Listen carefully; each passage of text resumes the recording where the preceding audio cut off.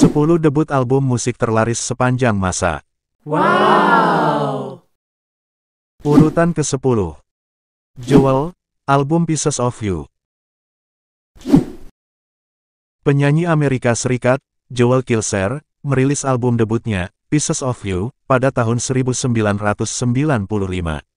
Meskipun pada awalnya hanya mendapat sedikit perhatian, album ini berhasil mencapai peringkat 4 di Billboard 200 2 tahun setelah dirilis dengan total penjualan album sebanyak 12 juta kopi di seluruh dunia. Urutan ke-9. Pearl Jam, album 10. Pada akhir tahun 80-an, riasan wajah, Hairspray, dan lagu-lagu pop yang menarik telah sepenuhnya mengambil alih musik rock and roll. Ketika orang-orang mulai muak dengan tren stereotip glam, hair metal, musik yang lebih santai dan jujur mulai bermunculan di awal tahun 90-an. Salah satu band yang muncul adalah Pearl Jam dengan album debut mereka berjudul 10.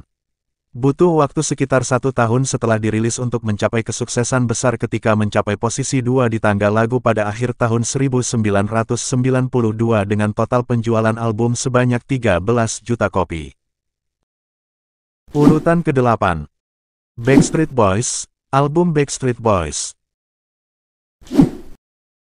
Jika kita dapat meringkas musik populer tahun 90-an dalam satu rekaman, mungkin inilah albumnya. Versi internasional pertama dari album perdana Backstreet Boys ini dirilis pada tahun 1996, namun versi Amerika Serikat tahun 1997 yang berhasil meraih kesuksesan besar dengan penjualan album sebanyak 14 juta kopi. Urutan ke-7. Matchbox 20, album Yourself or Someone Like You. Debut album Matchbox 20, Yourself or Someone Like You, dirilis pada bulan Juni tahun 1996 dan langsung meraih kesuksesan di Amerika Serikat dan memuncak di posisi kelima tangga lagu. Meskipun sempat digugat 9 tahun setelah debut album ini dirilis, oleh seorang pria bernama Frank Torres yang muncul di sampul albumnya, Matchbox 20 sukses menjual debut albumnya ini sebanyak 15 juta kopi. Urutan ke-6. Boston, album Boston. Kita dapat dengan mudah mengatakan bahwa debut self-titled Boston adalah salah satu album paling revolusioner dalam musik rock yang menggabungkan hard rock dengan musik pop. Dirilis pada tahun 1976, album ini merupakan album klasik yang tak lekang oleh waktu dengan total penjualan album sebanyak 20 juta kopi. Urutan ke-5. Hootie and the Blowfish, album Crack Rear View. Diluncurkan pada tahun 1994, Crack Rear View masih menjadi salah satu album terlaris sepanjang masa di Amerika Serikat. Album ini juga berhasil menduduki puncak tangga lagu sebanyak 5 kali setelah dirilis. Pada tahun 1995 saja, album ini terjual sekitar 10,5 juta kopi dan hingga saat ini telah mencapai angka 21 juta kopi di seluruh dunia. Urutan ke-4. Whitney Houston, album Whitney Houston. Whitney Houston, sejauh ini, merupakan salah satu solois paling berpengaruh dalam beberapa dekade terakhir. Meskipun hidupnya berakhir secara tragis, namun warisannya tetap hidup. Ketika Whitney merilis album debutnya pada tahun 1985, sudah cukup jelas bahwa karirnya akan sukses. Menurut data terakhir yang diketahui, album ini terjual sekitar 13 juta kopi di Amerika Serikat dan 22 juta kopi di seluruh dunia. Urutan ke-3. Britney Spears, album Baby One More Time.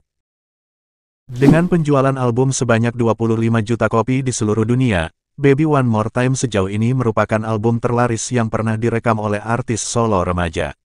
Segera setelah dirilis, album ini meraih sukses besar secara komersial. Album ini memuncak di posisi teratas tidak hanya di Amerika Serikat tetapi juga di beberapa negara lain dan mendapatkan 2 nominasi Grammy.